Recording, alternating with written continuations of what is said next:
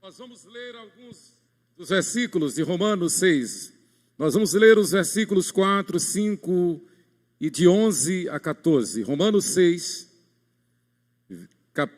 6, versículos 4, 5 e do 11 ao 14.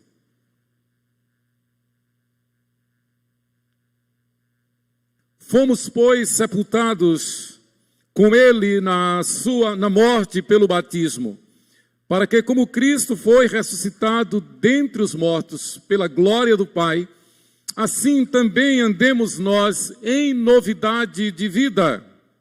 Porque se fomos unidos com ele na semelhança da sua morte, certamente o seremos também na semelhança da sua ressurreição. Versículos 11 a 14. Assim também vós considerai-vos mortos para o pecado, mas vivos para Deus em Cristo Jesus.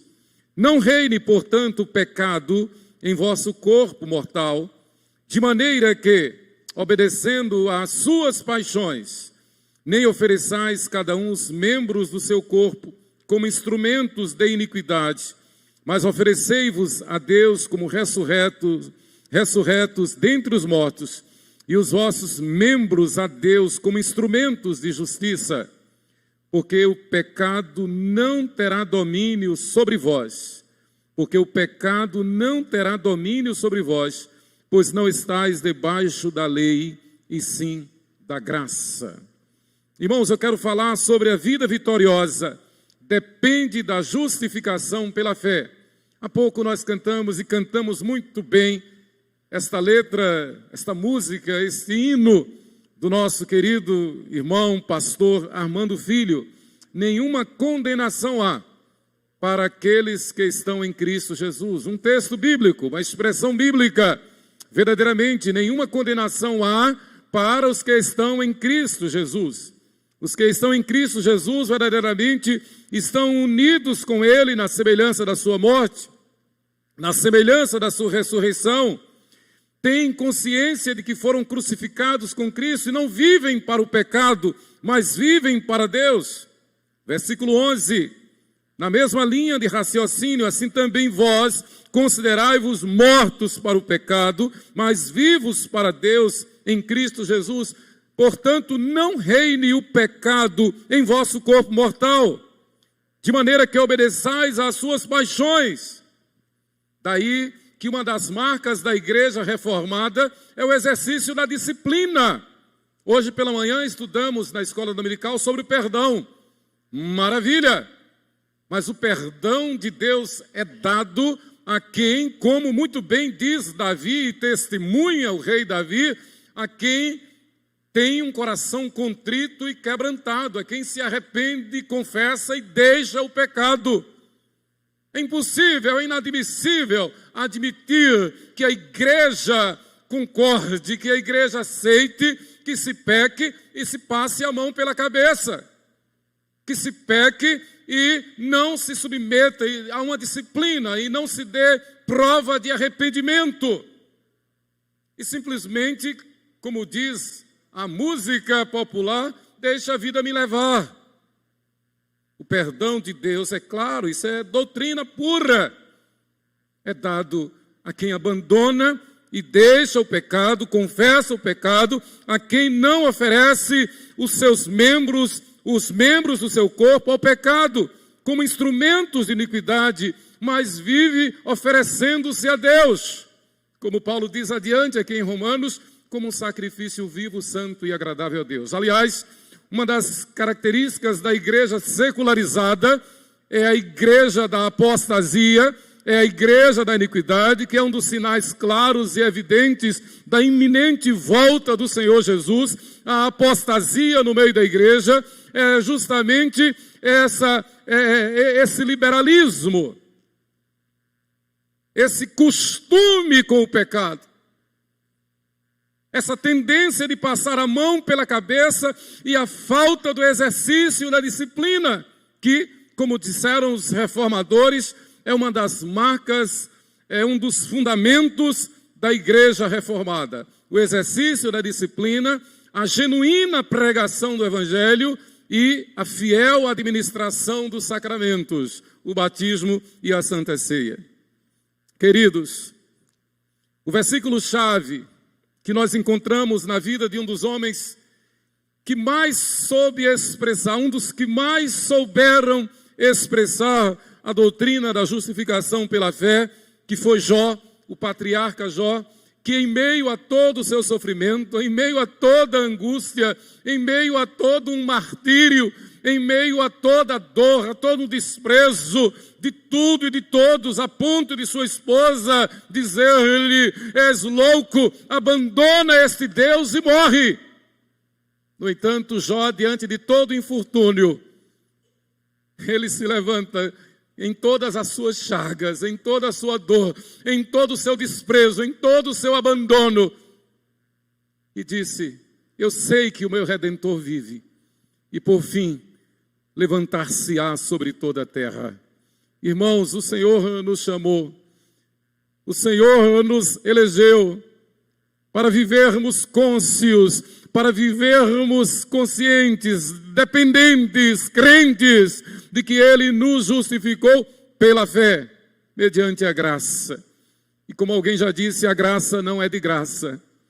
A graça foi de graça para nós, mas para Deus custou a vida do seu Filho perfeito, Jesus Cristo. A graça não é de graça.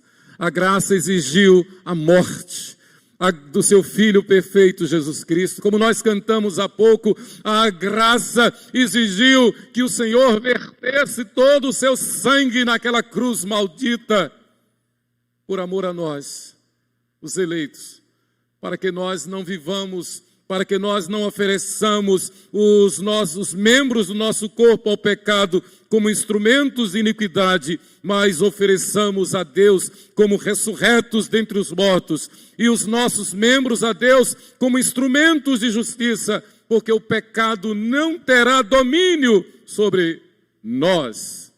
Paulo está dizendo sobre vós, sobre nós, a igreja. O pecado é pior do que qualquer doença. Qualquer doença. Qualquer doença. O salário do pecado é a morte, e não tem antídoto, a não ser o sangue de Jesus, que quando recebido, gera automaticamente, recebido em nós pela fé, gera automaticamente arrependimento, quebrantamento. Como disse Davi, gera um coração contrito e quebrantado. Gera uma consciência, como nós lemos no início deste culto: cria em mim, ó Deus, um coração puro, puro, santo, e renova dentro de mim um espírito inabalável. Logo no início do seu sofrimento, Jó declarou: o Senhor deu, o Senhor tomou, bendito seja o nome do Senhor. Ou seja, eu não quero viver simplesmente para me satisfazer, eu não quero viver simplesmente para curtir aquilo que me apraz, aquilo que me agrada. Eu não quero servir a Deus simplesmente na bonança, eu não quero servir a Deus simplesmente quando tudo vai muito bem. Eu quero servir a Deus em toda e qualquer circunstância. Deus está no controle. Eu tenho consciência de que Deus está no controle, que Deus é santo e eu quero ser santo. E nós sabemos o contexto da história. Satanás foi até Deus, acusou Jó. Deus permitiu que ele tocasse em Jó, menos lhe tirasse a vida. Então foi um flagelo deflagrado, outorgado, imposto por Deus, que permitiu a Satanás que ferisse Jó. Para que Satanás visse, percebesse que um homem justificado por Deus é santo, resiste, sobrevive, recusa toda e qualquer investida do inimigo, toda e qualquer bandeja deste mundo. Resiste pela fé. Eu sei que o meu Redentor vive. A Confissão de Fé de Westminster, no capítulo 11, no artigo 2º, diz, que fala da justificação pela fé, diz: a fé, assim recebendo e assim repousando em Cristo e em sua justiça, É o único instrumento da justificação. Ora, irmãos, o que os sábios de Westminster estão dizendo é que quando o crente fiel recebe a justificação pela fé, se compromete naturalmente, automaticamente a viver na dependência de Deus, resistindo a si, negando-se a si mesmo, resistindo às bandejas deste mundo, resistindo às paixões deste mundo e vivendo para Deus, em santidade e novidade de vida.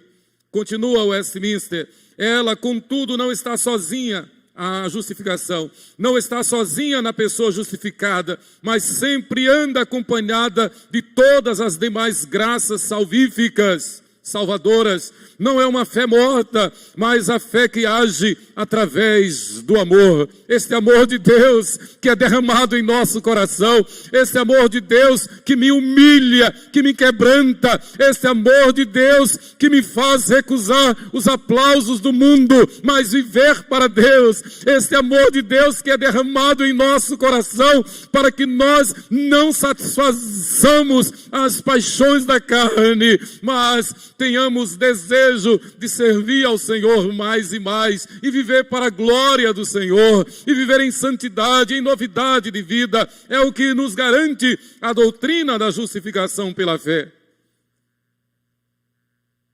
A vida vitoriosa depende da justificação pela fé. E eu quero discorrer em 3 pontos capitais. Em primeiro lugar, a vida vitoriosa depende da justificação pela fé, porque ela está sobre o alicerce da graça. O alicerce da graça. Porque pela graça sois salvos mediante a fé, e isto não vem de vós, é dom de Deus, não vem das obras para que ninguém se glorie. Então o crente fiel não pode desprezar, não pode esquecer o fundamento da graça. E graça é favor imerecido. E repito o que falei há pouco, para nós a graça foi de graça, mas para Deus custou a vida do seu Filho perfeito. Ele sacrificou, ele matou o seu Filho. Lá na cruz, a penúltima palavra das 7 palavras da cruz, foi quando Jesus disse: Deus meu, por que me desamparaste? Deus Pai, santo, santo, santo. Naquele momento desamparou, deu as costas a Jesus, Deus feito homem, porque ali Jesus assumiu os pecados daqueles a quem ele quis justificar pela fé. Então o justificado pela fé, ele tem essa consciência de que foi chamado para ser santo. Ele tem essa consciência de que está sobre o alicerce da graça. Deus justifica, considera justo todos os que creem em Jesus e o recebem como único Senhor e suficiente Salvador. Jesus não é apenas Salvador, irmãos, Ele é anti-Senhor. Há uma tendência global, uma tendência do cristianismo liberal, religioso, de pensar em Jesus apenas como Salvador, mas antes Ele é o Senhor, Ele é Deus, Ele é o justo juiz, Ele é Senhor. E os seus servos são aqueles exatamente que vivem para servi-lo, vivem para testemunhar de que Ele é o seu dono, Ele é o seu Senhor, nós somos servos. Daí que o Espírito Santo o tempo todo intercede por nós com gemidos inexprimíveis. O Espírito Santo nos constrange a viver e a buscar a santidade, a resistir ao mal, a resistir ao pecado, a fugir da aparência do mal, a nos humilhar sob a poderosa mão de Deus. Muitas pessoas cometem o erro de pensar que as suas obras, o seu trabalho, o seu serviço, ou cerimônias, ou experiência, ou tempo na igreja, ou qualquer obra que possa fazer, tem algum poder de justificá-las. Incrível como isso acontece. Mas a Bíblia diz em Tito, capítulo 3, versículo 5, não por obras de justiça praticada por nós, Como bem falou o pastor Apolinário hoje de manhã, nós não temos vantagem nenhuma. Nós não temos mérito nenhum. Podemos pensar que temos num concurso, podemos pensar que temos na aparência, podemos pensar que temos no capital, em alguma coisa, na tradição, mas diante de Deus nós não temos vantagem nenhuma. Não por obras de justiça praticadas por nós, porque não as podemos fazer, mas segundo a sua misericórdia. E misericórdia é colocar o coração na miséria do outro. Misericardia é o que está lá no grego. Misericardia é colocar o coração na miséria, na dor, no sofrimento, na vergonha do outro. E quando eu peco, eu envergonho você que é membro da igreja. Quando eu peco, eu envergonho o corpo de Cristo. Quando eu peco, eu estou como que jogando pedra na cruz. Quando eu peco, eu estou blasfemando contra o Senhor Jesus. Eu estou impingindo mal contra a pregação do Evangelho. Daí que a Bíblia é severa, a Bíblia é clara. E os nossos princípios de liturgia da igreja presbiteriana, nossa Constituição é rígida, é muito clara sobre o dever da disciplina, porque o pecado corrói, corrompe, destrói, emperra a marcha do Evangelho. Exatamente porque as nossas obras não passam do trapo da imundície. Queridos, e Tito conclui dizendo: Ele nos salvou mediante o lavar regenerador e renovador do Espírito Santo.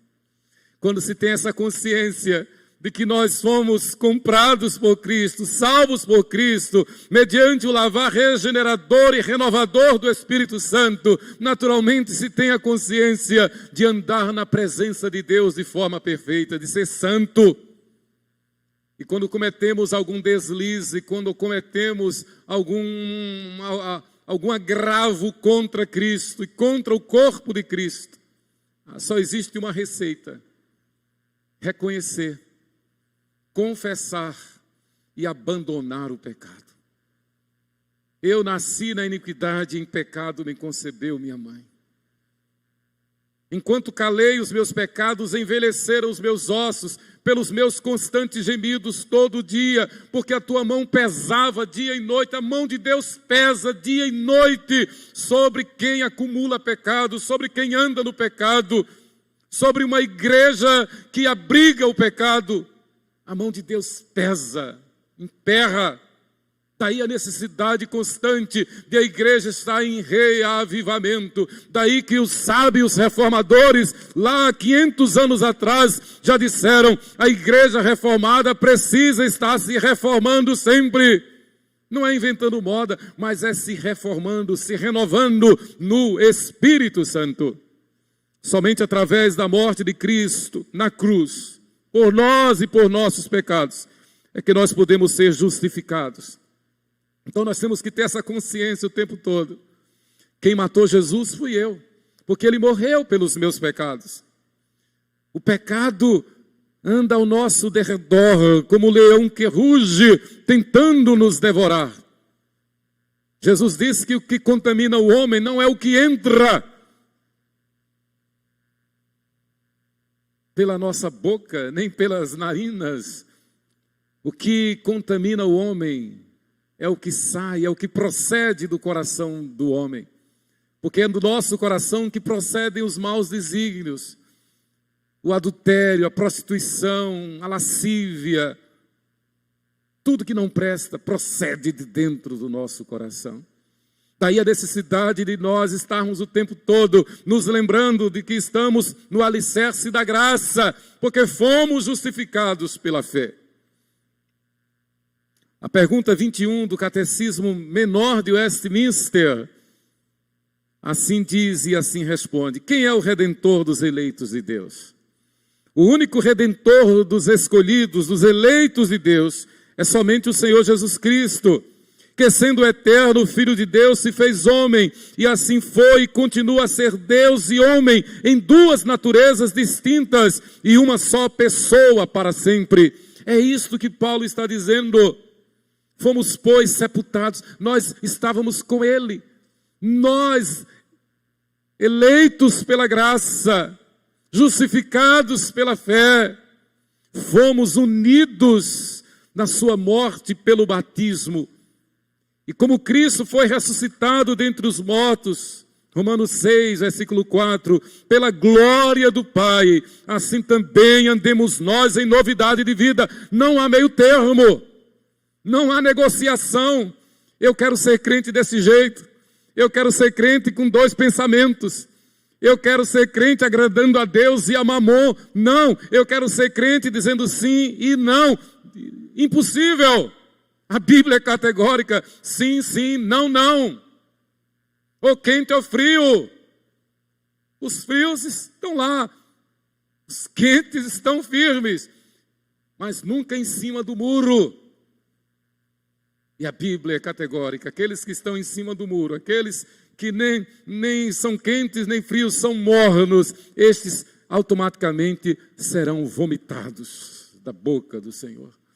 Irmãos, quando a gente medita nesta doutrina da justificação pela fé, que nós estamos no alicerce da graça, devemos lembrar naturalmente de que no meio da igreja, no meio do trigo, o inimigo semeou o joio. E a gente tem que estar esperto. Porque este é um dos sinais evidentes da iminente volta do Senhor Jesus. Quando a iniquidade crescerá no meio do povo de Deus. Daí que a Bíblia encerra as suas palavras, um dos últimos versículos da Bíblia, lá em Apocalipse 22, diz: quem é santo, santifique-se mais. Quem é sujo, suje-se mais. É um chamado à ordem, é um chamado à atenção, é um puxão de orelha que o Senhor está dando a nós, a igreja. Santifique-se, porque o Senhor está voltando. Hebreus 12, 14, sem santificação ninguém verá a Deus. É muito fácil, irmãos, daqui do púlpito pregar mensagem água com açúcar. É muito fácil daqui do púlpito pregar para a plateia, para agradar a todos. É fácil, mas é muito duro pregar a palavra que é martelo que esmiuça a penha, que é faca de dois gumes, que é prumo, a palavra do Senhor. Mas em segundo lugar, a vida vitoriosa depende da justificação, porque ela está firmada na graça, mas por causa da dádiva da graça também. Não apenas firmada, nós não estamos apenas sobre o alicerce da graça, mas nós recebemos dentro em nós a dádiva da graça. Ora, se nós temos a dádiva da graça em nós, irmãos, é pela graça que nós vivemos e nos movemos e existimos. Por que vamos olhar para o mundo? Por que vamos olhar para trás? Por que vamos deixar de olhar para a cruz, de olhar para o alvo, para o prêmio da soberana vocação de Deus em Cristo? Nós estamos debaixo da dádiva da graça. Então alegremos-nos no Senhor, deleitemo-nos no Senhor, consagremos os nossos membros não ao pecado como instrumentos de iniquidade, mas ofereçamos a Deus como ressurretos dentre os mortos, os nossos membros a Deus como instrumentos de justiça, porque o pecado não terá domínio sobre nós, porque não estamos debaixo da lei, mas debaixo da graça, cobertos pela graça, vivendo pela graça. Esta é a chamada de Deus para a sua igreja. Esta é a palavra de ordem nesta hora 1/10, quando nós vemos os sinais da proximidade da volta do Senhor, tão claros e evidentes: tempestades, terremotos, vulcões, conturbação, clima de guerra. Quase que todos os dias se estampa nas páginas dos jornais a possibilidade de uma terceira guerra. E certamente não haverá condições de uma quarta guerra. Certamente essa chamada terceira será a batalha do Armagedon de que fala a Bíblia. Quando então o Senhor Jesus descerá com os exércitos celestiais para estabelecer o seu trono de glória para todo sempre. A igreja deve estar preparada, a igreja deve viver exatamente sob esta égide, sob esta bandeira, sob este pendão real. Nós estamos debaixo da graça, e porque estamos sobre e debaixo da graça, e porque assim estamos, devemos viver, não para agradar as pessoas, não para agradar aos homens, mas para agradar a Deus. E quando nós vivemos, sim, para agradar a Deus, nós vivemos como igreja fiel. Prevalece a comunhão dos santos, prevalece o fruto do Espírito, prevalece o amor, a alegria, a paz, a longanimidade, a benignidade, a bondade, a fidelidade, a mansidão, o domínio próprio. Quando nós investimos a nossa vida, como fez Davi, a viver com um coração contrito e quebrantado, a ter um coração reto, a andar no caminho reto, a ter um coração puro. A retidão nos é imputada e Deus então nos aperfeiçoa em Cristo Jesus. Mas em terceiro lugar, a vida vitoriosa depende da justificação pela fé. Primeiro, porque estamos sobre o alicerce da graça. Segundo, porque estamos vestidos pela graça. Terceiro, porque nós temos uma nova vida pela graça. Todos os que recebem Cristo como seu substituto, como seu defensor, como seu advogado fiel, são imediatamente justificados, regenerados e possuidores da nova vida. Veja o que diz Romanos 3, 21. Romanos 3, 21. Mas agora sem lei se manifestou a justiça de Deus, testemunhada pela lei e pelos profetas. Então esta lei que fora proclamada, ela se manifesta na minha vida. E nós temos que viver para honrar esta verdade, esta doutrina. Fomos regenerados. Romanos 3, 22. Justiça de Deus mediante a fé em Jesus Cristo para todos e sobre todos os que creem, porque não há distinção. Não há acepção, aquilo que Lucas falou de manhã. Não há judeus nem gentios diante da graça salvadora, mas há um povo que temente a Deus, um povo que regenerado vive para agradar a Deus. Irmãos, a lógica é esta, a equação é esta. A igreja fiel, ela vai prevalecer na razão direta da sua fidelidade a Deus. É incrível como nós somos tendentes a agradar as pessoas e desagradar a Deus. É incrível como nós somos tendentes, é uma tentação terrível que pesa contra nós, de agir muitas vezes de forma política, para agradar as pessoas, desagradando a Deus, imaginando, como diz essa famigerada teologia da missão integral que está por aí crescendo, que diz que Deus vai passar a mão na cabeça de todo mundo. Teólogos de alta estirpe, de alto nível, até reformados, dizendo isto. Afinal, Deus vai justificar todo mundo apenas pela graça, sem a fé. Veja que absurdo, até que ponto nós chegamos. Não, Deus justifica pela graça, mediante a fé. A justificação é pela fé, e é esta fé que nos impele, é esta fé que nos habilita, que nos capacita a viver em santidade e novidade de vida.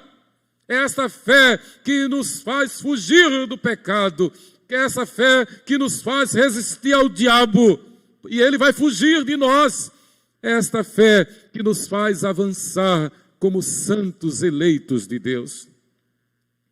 A nova vida pela graça. João, capítulo 1, versículo 12, esse texto tão claro, tão positivo, tão lógico, que nós normalmente usamos evangelizando, mas a todos quantos o receberam, deu-lhes o poder de serem feitos filhos de Deus, a saber, aos que creem no seu nome. A nova vida pela graça é que nos faz sermos filhos de Deus. Somente assim. João, ainda, capítulo 1, versículo 13, os quais não nasceram do sangue, nem da vontade da carne, nem da vontade do homem, mas de Deus. A palavra é muito lógica. Esses que foram justificados, regenerados, eles não vivem para agradar aos homens, eles não vivem para agradar aos prazeres, eles não vivem para agradar suas vontades, seus desejos, suas concupiscências. Eles vivem para fazer a vontade de Deus, não a vontade do homem, não a sua própria vontade, mas a vontade de Deus. João 6,47, Jesus ainda diz, e nós devíamos ter esse versículo memorizado. João 6,47, em verdade vos digo, quem crê em mim tem a vida eterna. Quem crê em mim tem a vida eterna. A nossa vida não é mundana, a nossa vida não é material, a nossa vida não é deste século, a nossa vida está escondida em Deus, a nossa vida é de Deus. Paulo diz isto de forma categórica. Quem está em Cristo, nova criatura é. As coisas velhas já passaram, eis que tudo se fez novo. Vive em santidade e novidade de vida. Estamos em Cristo desde o momento em que cremos, desde o momento em que todas as riquezas de Cristo passaram à nossa disposição, em que nos tornamos co-herdeiros com Cristo diante de Deus, filhos de Deus adotados em Cristo. Uma das grandes bênçãos da teologia bíblica é o ensino da adoção. E quem adota uma criança, quem adota um filho, está agindo de uma forma que quem fez isso pela primeira vez foi Deus, está imitando Deus.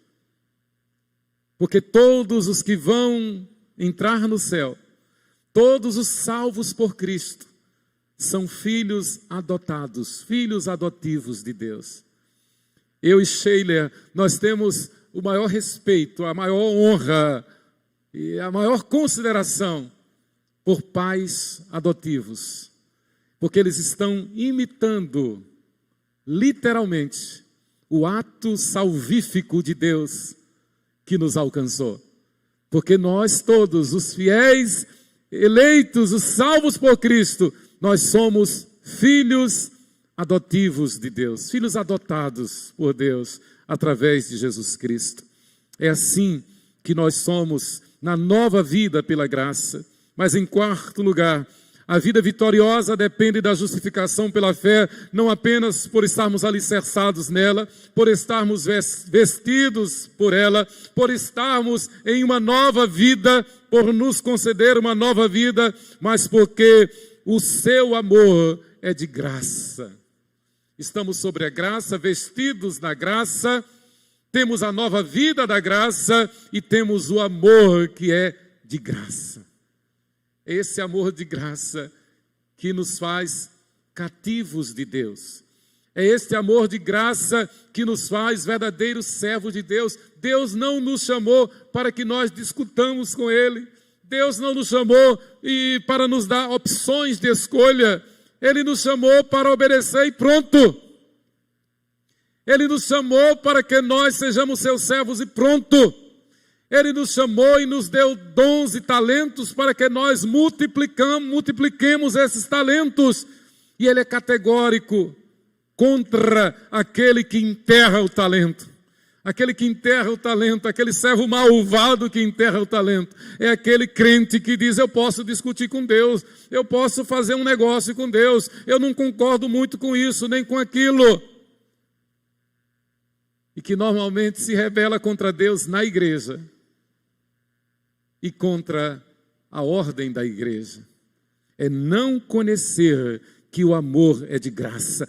Quando nós temos a consciência, irmãos, de que a vida vitoriosa depende da justificação pela fé, automaticamente o Espírito Santo nos leva a compreender que o amor de Deus é derramado em nosso coração de graça, para que nós, movidos pelo amor de Deus, sirvamos ao Senhor com inteireza de coração, com alegria, e como disse Isaías, que deve ser o slogan da nossa vida, da vida do cristão: eis-me aqui, Senhor, eis-me aqui, Senhor, usa-me a mim, envia-me a mim. A tradução literal no hebraico é esta: usa-me a mim. Toma a minha vida no teu altar.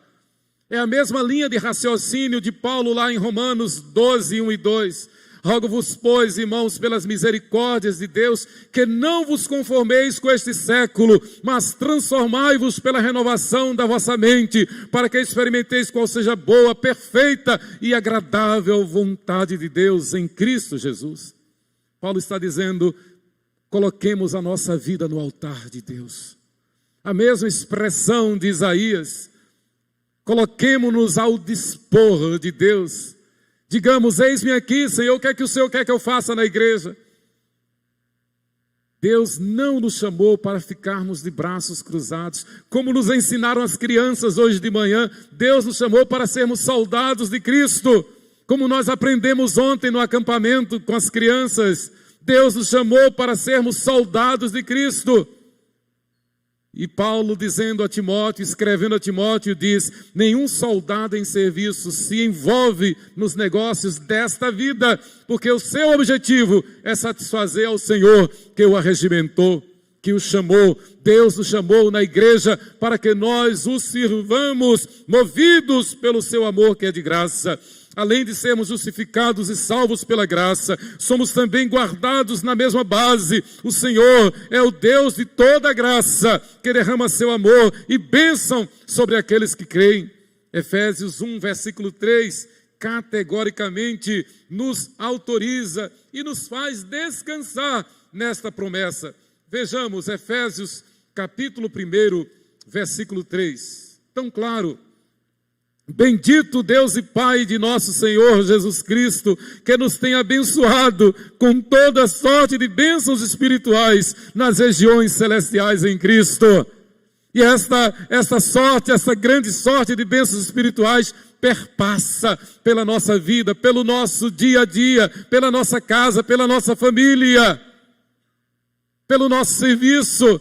Vamos movidos pelas benditas bênçãos de Deus sobre nós, que Ele tem derramado nas regiões celestiais sobre nós em Cristo Jesus.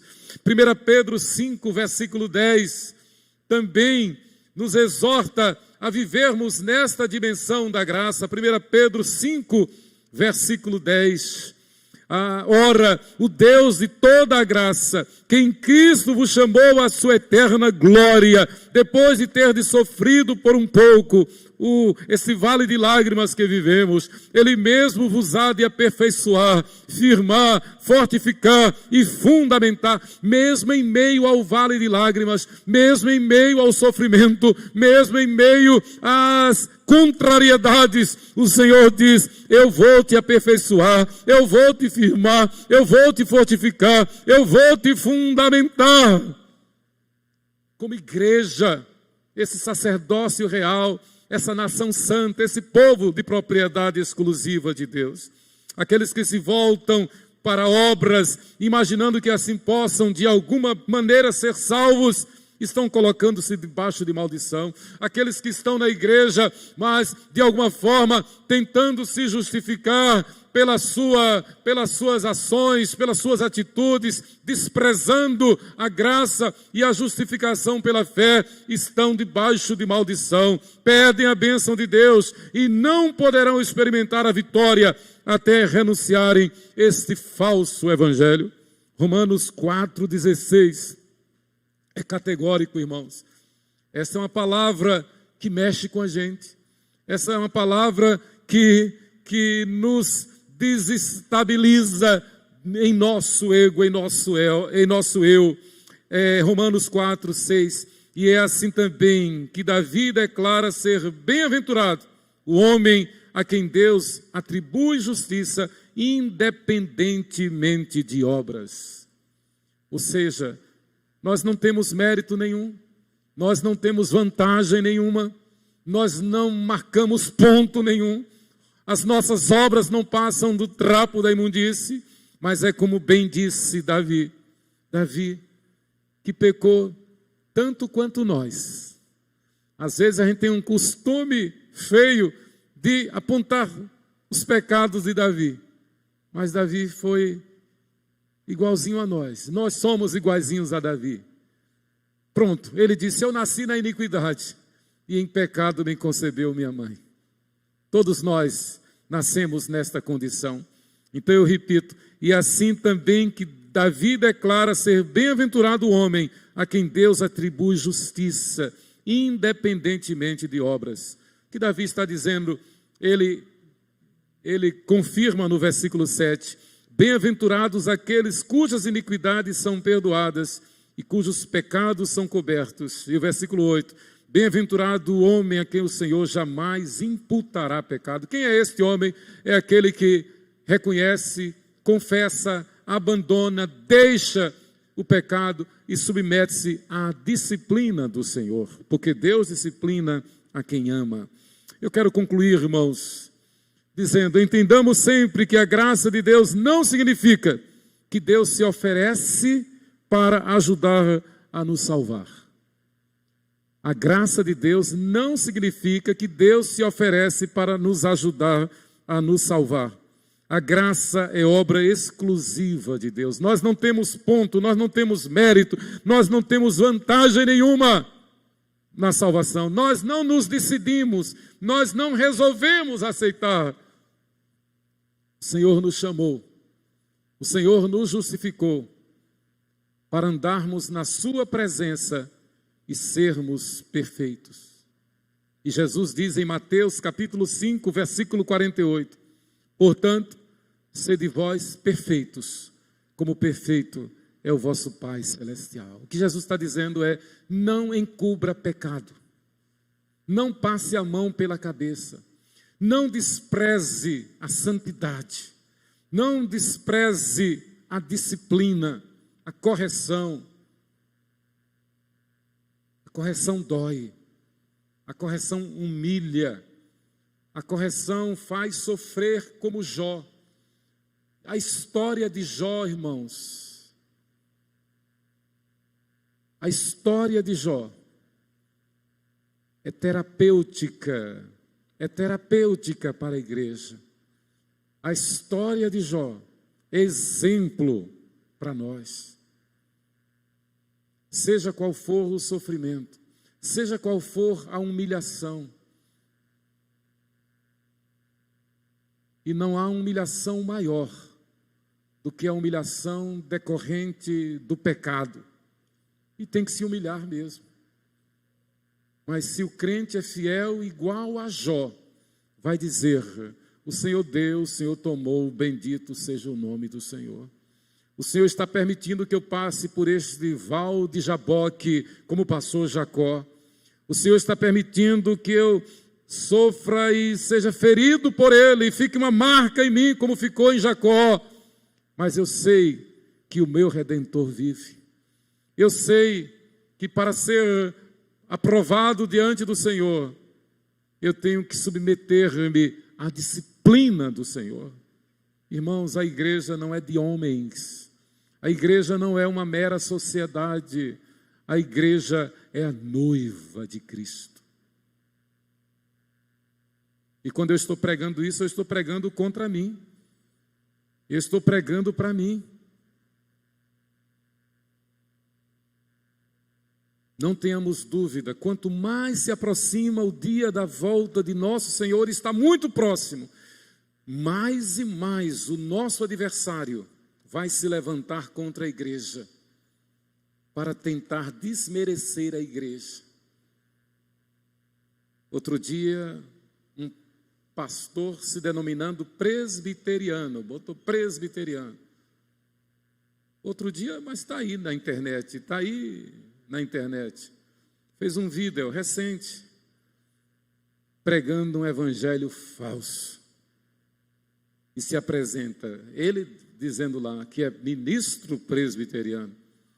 Eu fiquei com os ouvidos doendo e cansado de ler tantas mensagens de repúdio, dizendo como é que a igreja é presbiteriana. Mas não é presbiteriano do Brasil. Não é presbiteriano do Brasil. É a Igreja Presbiteriana Unida, que é um grupo que se afastou da IPB lá na década de 70. Se tornou uma igreja toda liberal, toda devassa. Tem nada a ver com a Bíblia nem com a Igreja Presbiteriana do Brasil. Mas eles se denominam presbiterianos. É a Igreja Presbiteriana Unida. Tem nada a ver com a IPB.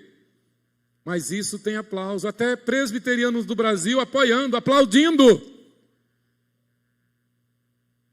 Dizendo, olha, um pastor presbiteriano, reformado. Aprendamos a Bíblia, irmãos. Sigamos a Bíblia. Como eu disse, quando eu estou pregando aqui, eu estou pregando primeiro para mim, contra mim. A graça, meus irmãos, é obra exclusiva de Deus, que opera a salvação dos eleitos sozinho. Deus é quem opera. Nós não temos vantagem nenhuma, participação nenhuma, independente do concurso do salvo, da nossa vontade. Se nós totalmente insistimos em participar daquilo que é exclusivamente obra de Deus, não apenas perderemos o tempo, como também estaríamos negando a sua obra. Por quê? Porque é isso que Paulo fala, escrevendo aos Gálatas, capítulo 5, de 1 a 5. E eu encerro com este texto. Gálatas, capítulo 5, de 1 a 5. Irmãos, se nós não encararmos a igreja como a noiva de Cristo, como santa e imaculada, nós vamos cair no erro dos Gálatas. E Paulo escreve aqui, denunciando, condenando o erro da igreja na Galácia. Gálatas 5, de 1 a 5. Para a liberdade foi que Cristo nos libertou. Permanecei, pois, firmes e não vos submetais de novo a jugo de escravidão.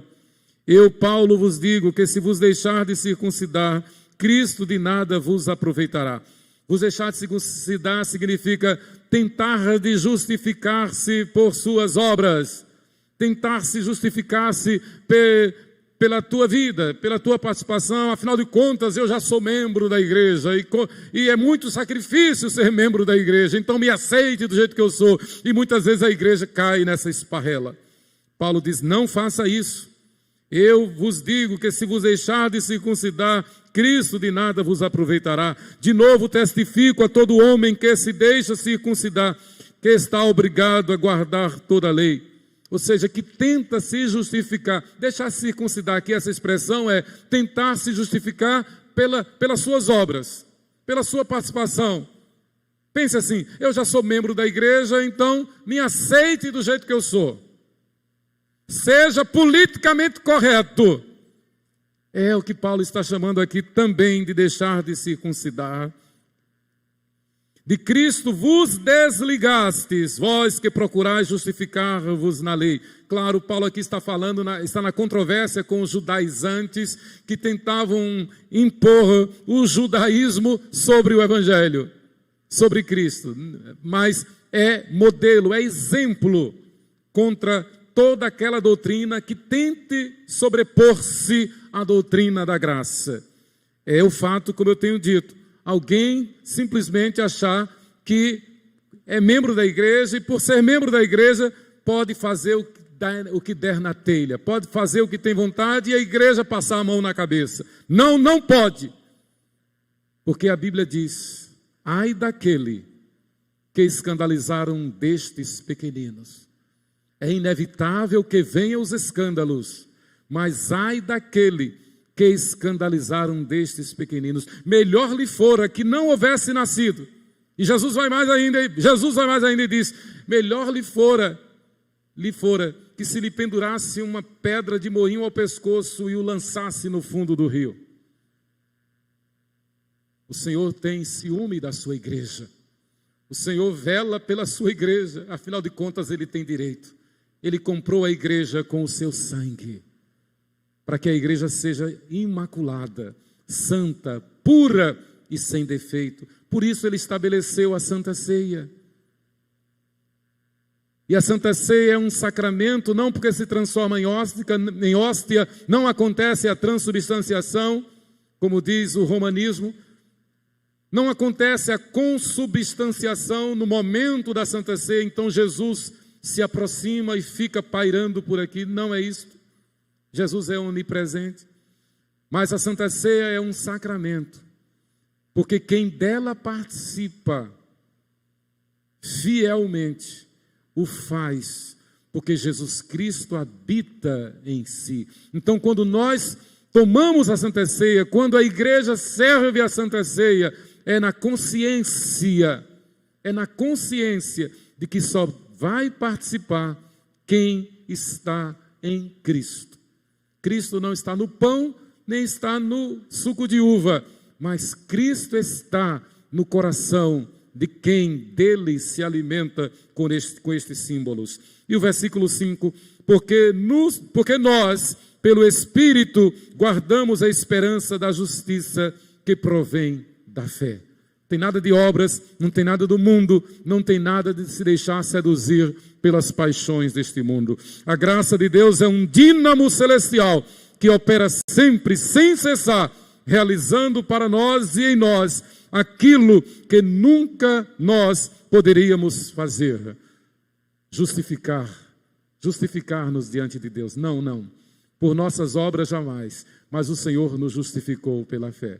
Para estarmos sobre a graça, para estarmos debaixo da graça, vestidos na graça e vivendo o amor que nos é dado de graça. Que Deus nos abençoe. Amém.